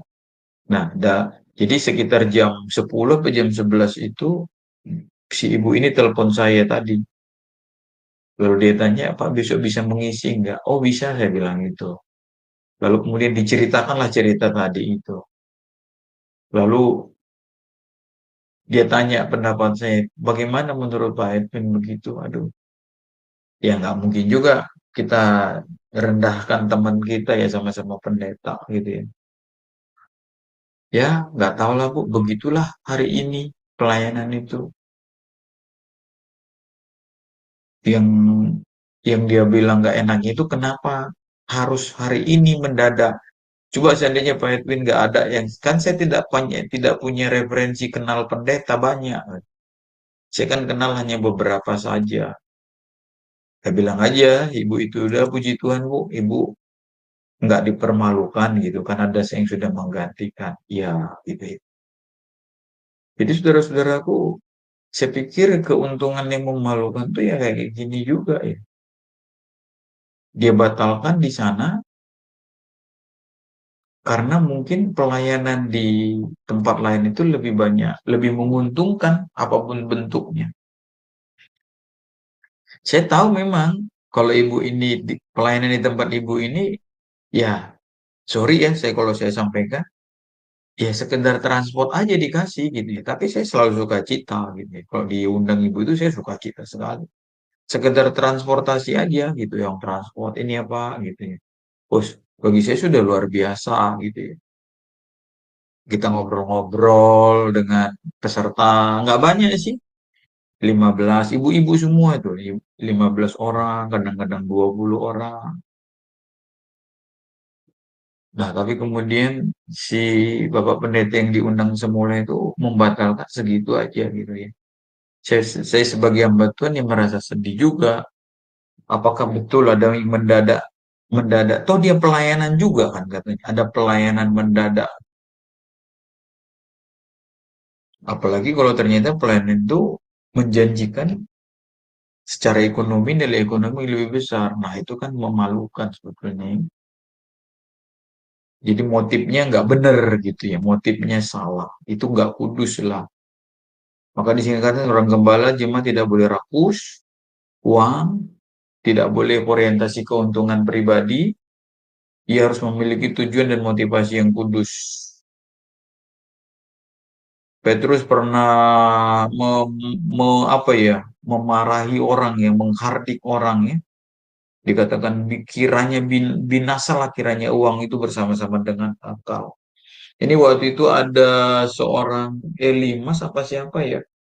Seorang mantan dukun kali ya. Peristiwa ini yang dia bilang supaya dia diberi kemampuan untuk menumpangkan tangan ya, mencurahkan Roh Kudus. Berapa aku bayar katanya. Nah, Petrus marah ya, dihardik lah, binasalah uangmu bersama-sama dengan engkau. Nah, Petrus otoritas sorga dia tidak duniawi ya. Dia tidak bilang sini uangnya. Tidak ya, saudaraku. Oke. Yang kelima, memiliki pengabdian diri. Jadi, saudaraku, pelayanan bukanlah usaha yang semata-mata mengejar hasil. Pelayananlah hati yang tergerak yang menjadi sumber yang tak habis-habisnya bagi sang gembala. Pelayanan bukanlah ditujukan bagi pemuasan kepentingan sendiri, tapi demi kepentingan Tuhan dan demi kepentingan sesama kita manusia. Yang keenam, jadi ini saudaraku ya, kita harus bergerak dari mengabdi. Nah, kalau pengabdian diri ini menjadi motor bahan bakar kita, saya yakin dan percaya kita akan kuat sekalipun kita didera oleh banyak masalah, didera oleh banyak problem. Kita akan tough ya, teguh, kokoh, mampu bertahan di situ dan tetap memberi yang terbaik, yang terbaik, yang terbaik dan yang terbaik. Nah, kiranya ini mengisi relung hati kita, mengisi pikiran kita sehingga kita tidak cemas, tidak takut, tidak bimbang, tidak ragu, tidak loyo ya, tidak jatuh dalam permainan iblis. Ada Allah yang bersama kita. Yang keenam, jangan memerintah atas mereka. Nah, seorang gembala tidak boleh diktator. Kita tidak boleh diktator, main perintah seenaknya. Jangan memaksa, sewenang-wenang, arogan. Kalau nggak suka kita pecat. Petrus memunculkan suatu ide yang menentang pendapat bahwa wewenang air ada di tangan gembala jemaat. Semua tindakan penggembalaan harus ditundukkan di bawah ketuhanan Kristus. Jadi nggak boleh seorang gembala itu jumawa ya, sombong angkuh. Seakan-akan dia menjadi pusat. Padahal Yesuslah yang menjadi pusat. Jadi penggembalaan kita, pelayanan penggembalaan kita ditundukkan di bawah ketuhanan Kristus. Petrus merangkum tuntunan karakternya dengan berkata, hendaklah kamu menjadi teladan. Keteladanan yang dimaksud bukan hanya berarti memberi contoh kepada kegiatan fisik semata, yang lebih utama adalah gembala jemaat dalam jadi teladan dalam menghidup Kristus dan terpusat pada Kristus. Oke Bapak Ibu, itu slide terakhir kita malam hari ini. Sebelum kita akhiri, mungkin ada diskusi, silakan. Ya, ya baik. Terima kasih Pak Edwin. Baik Ya. kepada Bapak Ibu yang terkasih dalam Kristus, bagi yang ingin bertanya atau diskusi, silakan raise hand terlebih dahulu. Ya, silakan Bapak Ibu. Apabila ada yang tidak jelas, boleh Bapak Ibu tanyakan kepada Pak Edwin pada malam ini. Ya, silakan. Mungkin pada kagum kali ya Pak, atau keperangan dengan materi malam ini. Tapi Pak, ini mengenai pengembalaan ya Pak ya. Berarti ini bukan hanya untuk ini kan ya Pak, maksudnya hanya untuk pendeta atau untuk ibu gembala, bapak gembala, tapi ini juga sebenarnya berlaku untuk kita ya Pak, maksudnya seperti penggembala dalam keluarga, terus dalam komunitas atau grup ya, seperti itu ya Pak sebenarnya ya. Betul, dan memang inilah sasaran dari tema kita ini ya kan. Dari 3 kali pertemuan ini saya sedang menunjukkan bahwa pelayanan penggembalaan itu melintasi gembala formal ya, gembala gereja. Tetapi secara prinsip kita melihat bahwa kita memang semua adalah terlibat dalam penggembalaan dan kita semua adalah gembala-gembala kecil dalam skup lingkungan kita. Dimanapun kita berada dan kita harus menyadari itu. Maka tadi pertanyaan Bu Huiling tadi, bagaimana kita kalau nggak tahu karunianya ya karena kita memang nggak belajar atau nggak pernah mendengar informasi. Nah malam ini paling tidak ada 15-16 orang yang sudah mengetahui bahwa Anda pun adalah gembala-gembala secara fungsional. Ibu-ibu di sini kalau buka warung ya atau buka toko, karyawanmu itu adalah gembala domba-dombamu gitu ya. Iya, kalau Anda punya perusahaan kue, karyawanmu itu adalah domba-dombamu. Jadi bukan sekedar karyawan. Bagaimana Anda memperkenalkan Kristus kepada mereka? Jadi ketika mereka terima gaji, mereka bukan terima gaji sekedar terima gaji, tetapi mereka menerima kebaikan kita itu ya, kebaikan kita. Dan kita percaya Allah memelihara mereka melalui kita. Nah, sudah memelihara ini kan udah tugas gembala. Makanya jangan dipotong gajinya gitu ya. Jangan pokoknya jangan dicurangi. Ketika memelihara itu kan sudah bagian daripada pelayanan penggembalaan itu. Sambil kita doakan dalam hati, Tuhan berkati orang ini, jamah hatinya. Nah, itulah dia memberikan memberi makan minum itu kan. Bapak Ibu secara fisik bahkan ketika Anda memberi gaji itu ya, atau nggak usah jauh-jauh pembantu di rumah kita, asisten rumah kita, itu pun adalah domba Iya, kita. Dan Anda sedang menggembalakan jiwa satu atau dua asisten rumah tangga, satu atau dua. Itu domba yang harus menjadi target penginjilan kita loh. Jadi ini praktis sekali gitu ya. Cuman sayangnya yang praktis seperti ini nggak kita dengar gitu ya, nggak kita dengar tidak kita sadari ya semua Pak, gitu. seperti itu Iya, ya. Iya. betul. Iya. Heeh. Ibu Huiling ada asisten di rumahnya? Tidak Pak, kebetulan tidak. Tidak. Iya. Iya, iya. Kan Berarti kadang-kadang ada Pak, orang Kristen. Mm-mm. ya silakan Pak, ya silakan. Ada kan orang-orang Kristen yang keras, kejam sama asisten rumah tangga, dimaki, goblok kamu, tolol kamu, katanya Iya gitu kan. betul. Mm-mm. Lalu gajinya dipotong 2 kali bayar gitu ya. Sampai terluka Iya, orang ini. Nah, ketika dia dibilang Yesus itu baik, Yesus itu nggak percaya dia. Apaan Yesus baik gitu ya. Nyonya saya kejam gitu. Nyonya saya gaji saya pun 2 kali bayar gitu.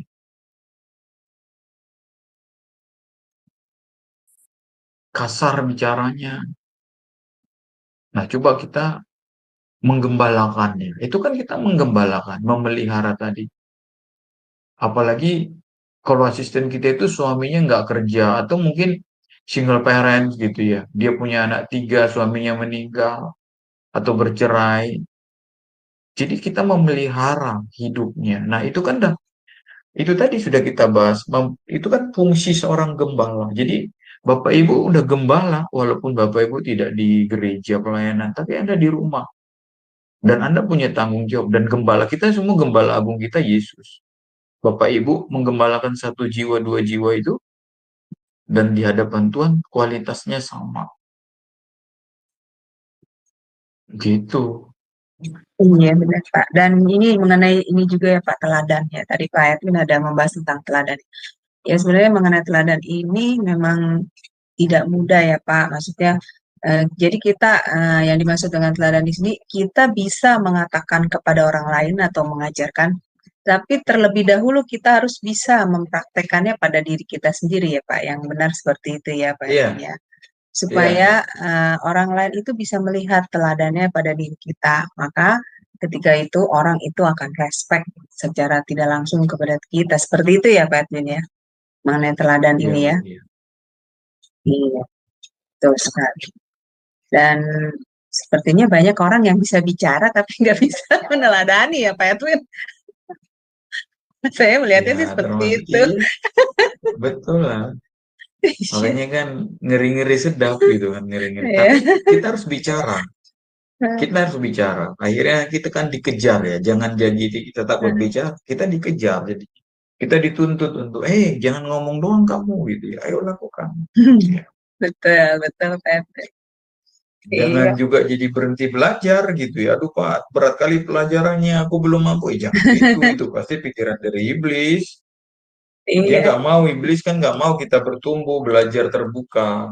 Kalau iblis maunya kita menyerah, lalu nggak bertobat, nggak berubah. iya betul. Ya itulah Pak ya, kalau menurut saya sih eh, ya kita berkata menginjil, maksudnya memberitahu kepada orang lain, tapi kita juga harus bisa menunjukkan, membuktikan apa yang kita ucapkan kepada orang lain ya Pak. Seperti tadi Pak Edwin bilang Iya. men-share firman gitu di Ya, grup atau di mana, tapi ternyata eh, kita punya karakter atau sifat kita sendiri, tidak malah menunjukkan kebalikannya ya, Fatin seperti itu ya. ya, saya Iya. saya saya pernah saya pernah ada teman apa-apa lah gitu ya bilang gini, Pak saya dikasih khotbah tiap hari sama orang itu. Pernah nggak kau dengar? Aku bilang nggak pernah, langsung saya hapus katanya. Kenapa aku bilang gitu? Alah saya tahu siapa dia katanya gitu. Iya, betul, Pak. Betul sekali. Ya, jadi samanya tidak Aduh, menginjil dong, Pak, kayak begitu, Pak. Jadi iya. bukan menginjil ya, Pak, menggembalakan, Dan bukan ingat Pak, mengembala. iya ingat ya, kita tadi udah jadi penginjil loh ketika kita menyadari bahwa kita gembala untuk asisten rumah tangga kita. Kita sudah jadi penginjil. Kita tidak perlu ke Papua, kita tidak perlu ke mana, gitu ya. Tidak perlu. Di rumah kita banyak yang mau diinjili. Banyak jiwa-jiwa kan gitu ya. Betul. Tetangga kita, kiri kanan kita. Mm-mm. Bagaimana mereka mengenal Kristus melalui keteladanan hidup kita. Itu. Ya kan Iya, kita ini mulai dari ini. Kita mulai dari satu kesadaran bahwa aku adalah gembala gitu. Aku adalah iya. gembala di tangan Tuhan ya. Nah, ini di chat nih Pak, Ibu Biyung ini ada bilang lebih ke menghakimi katanya daripada mengembalakan. Nah, ini gimana nih Pak Edwin? Menghakimi, Gimana gimana? lebih kata Ibu Biyung ini dia mengatakan lebih ke menghakimi daripada mengembalakan ini ya maksudnya ya. Nah, ini bagaimana nih Pak Edwin kalau seperti ini Pak? Mengembalakan itu kan Oh ya, bukan berarti menghakimi ya Pak. Seperti itu ya Pak. bukan Heeh. menggembalakan tadi kan unsurnya memelihara ya, memelihara, memberi makan itu merawat. Baik dalam PL maupun PB saya bilang tadi sama prinsipnya. Memelihara, membeli. Kalau dalam PL kan raah memberi makan. Nah, kalau dalam PB memelihara tadi kan sama itu. Yang satu memelihara memberi makan, ini memelihara. Tapi orientasinya sama kan. Substansinya sama. Nah, kalau menghakimi kan tentu tidak ya. Kalau menghakimin itu kan menuding ya. Jadi ini kan kalau mau ini kita udah tahu dia salah, tapi kita rawat dia, kita panggil dia, kita ajak bicara, kenapa kamu begitu, kan gitu ya. Tapi kalau menghakimi kan harus kita tuding. Oke, ada pertanyaan itu yang ada resnya siapa ya namanya? Oh iya, iya Pak Aron. Iya silakan Pak Aron. Ya, silakan Pak. Oke, shalom. Ya, Kasih Bu salam. Aling untuk Iya, waktunya. Shalom, selamat iya. malam. Tuhan Yesus memberkati Pak Edwin ya. Agak rindu juga 1 minggu gak berbicara nih Pak Edwin. Jadi kalau saya Iya lihat Pak Aro. materi malam ini ya sangat luar biasa. Ini lebih kepada kepemimpinan dan puji Tuhan juga tahun ini kami baru selesai modul kepemimpinan di gereja kami. Dan saya ingin bertanya ya Pak tentang gembala Iya, yang baik. Itu berarti kita mengembala domba-domba. Di mana ada nats mengatakan bahwa serigala berbulu domba. Berarti pasti ada jemaat-jemaat yang membuat penyesatan ya kan, di mana membuat doktrin atau pemahaman. Ini saya cerita fakta yang terjadi di tempat saya Pak, di mana ada iya. jemaat itu bisa kami katakan jemaat tawaf ya, di mana ke gereja satu, ke gereja kedua, ketiga, akhirnya muta-muta kembali lagi ke gereja yang pertama, di mana dia membawa doktrin yang sangat bertentangan dengan doktrin gereja, sepertinya doktrin Unitarian ya yang dia promosikan itu. Dan sebagai seorang gembala, kita sedia maklum bahwa harus ada kepekaan, terutamanya kepekaan terhadap roh Allah atau roh kudus supaya bisa menasihatinya. Dan apa pandangan Bapak tentang orang yang seperti itu sebagai seorang gembala dan saat dinasihati dia terus ngeyel, terus keras kepala dan akhirnya dia merajuk ataupun dia kayaknya sakit hati pergi ke gereja lain dan melakukan hal yang sama. Udah ditegur, sakit hati, merajuk, pergi ke gereja lain. Dan yang fatalnya itu ada beberapa jemaat mengikut pemahamannya dia atau ajarannya dia. Itu kira-kira gimana Pak? Ya, menurut Alkitab ya Pak Yakobus itu kan kalau ada orang seperti itu dipanggil bicara empat mata, kalau nggak bisa dipanggil pemimpin-pemimpin dikumpulkan. Kalau nggak bisa juga dia, kalau nggak maksudnya kalau dia nggak bertobat juga memang harus diberi ketegasan gitu ya. Bapak tidak boleh datang ke gereja ini gitu ya. Atau Bapak tidak boleh mengajar kami di sini. Kalau memang Bapak mau masuk gereja ini, Bapak duduk jadi jemaat dengar belajar lagi. Harus ada ketegasan seperti itu. Tapi itu kan sebelum sampai ke sana ada stepnya dulu, ada langkah-langkahnya. Bicara empat mata, nggak bertobat juga, kumpul para pemimpin, dinasihati, nggak bertobat juga, lalu kemudian dikasih ultimatum seperti itu ya. Iya, gitu ya Pak. Oke, berarti ada Ya. masanya kita melepaskan jemaat itu ya Pak. Seperti ada nas Betul, mengatakan Pak. kita sekiranya udah 2 atau 3 kali kita menasihati orang itu dan orang itu tidak mendengar, maka kita lepaskannya. Gitu kira-kira ya Pak. Iya, Pak. Itu kan penyakit ya. Harus sama seperti orang yang kena ini kan, kena diabetes, harus ada amputasi, harus dipotong.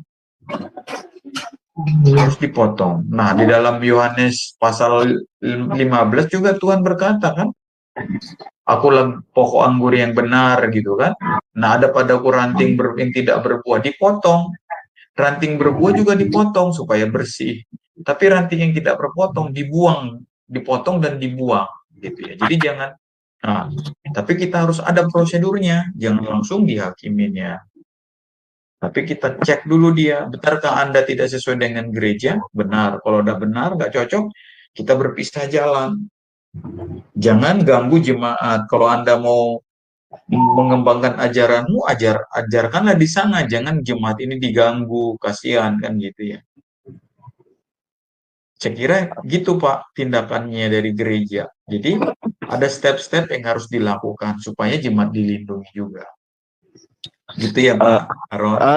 Oke, terima kasih Pak. Berarti gak gampang juga jadi gembala ya Pak, karena harus ikut roh Allah, kepekaannya yang penting, dan cara menasihatinya ya Pak. Betul Pak, betul. Oke, terima kasih atas pandangan dan jawabannya Pak. Tuhan Yesus memberkati. Amin, terima kasih Iya. Pak Aron. Iya, Oke, baik, Bu. terima kasih Pak Aron untuk partisipasinya. Sepertinya waktu sudah tinggal sedikit lagi ya Pak, pukul 9. Setelah ini akan ada kelas lanjutan, pukul 9 pas. Baik, kita sudahi ya Pak kelasnya, dan Bapak tolong tutup dengan closing statement dan doa untuk kami ya Pak. Dipersilakan. Ya, Bapak Ibu, kita punya gembala yang baik, gembala yang peduli, gembala yang memelihara jiwa kita, gembala yang mempersiapkan masa depan kita. Mari kita hadapi hidup kita, jangan takut, berpeganglah teguh pada gembala. Jangan bimbang, jangan ragu. Jika kita tetap ada dalam perlindungan pengawasan sang gembala jiwa kita, kita pasti aman dan tentram. Jangan lupa, kita pun diutus menjadi gembala-gembala kecil di tempat di mana kita berada di lingkungan kita. Kiranya pelajaran-pelajaran ini 3 kali pertemuan menambah wawasan kita untuk melihat Allah sebagai gembala kita, Yesus Kristus pelaksana gembala itu, dan kita diutus untuk menggembalakan jiwa-jiwa yang Tuhan kirimkan pada kita. Malam ini kita akan akhiri 3 sesi pelajaran kita dan kita sampai bertemu dengan tema yang lain. Mari kita bersatu dalam doa. Bapak, terima kasih untuk pelajaran yang indah dan luar biasa ini. Terbukalah mata kami, bertambahlah wawasan kami, bahwa kami punya gembala yang tidak pernah tertidur baik siang maupun malam. Gembala jiwa kami yang dengan tongkatnya setia menjaga kami, menghadang musuh-musuh kami, memukul dan menghancurkan serigala-serigala itu, merawat, membimbing, menjaga kami, melindungi kami, mengobati kami ketika sakit, mencari dan menemukan kami ketika kami tersesat. Bapa, dalam nama Tuhan Yesus Kristus, Gembala Agung kami, turunkanlah, curahkanlah berkat-Mu atas kami semua, mulai sekarang sampai selama-lamanya. Dalam nama Tuhan Yesus Kristus, kami berdoa mengucap syukur, haleluya. Amin. Amin. Selamat malam semuanya Bapak Ya, Ibu. terima kasih Pak Edwin. Ya, untuk pelayanannya Tuhan berkati lebih dan lebih lagi Pak Edwin.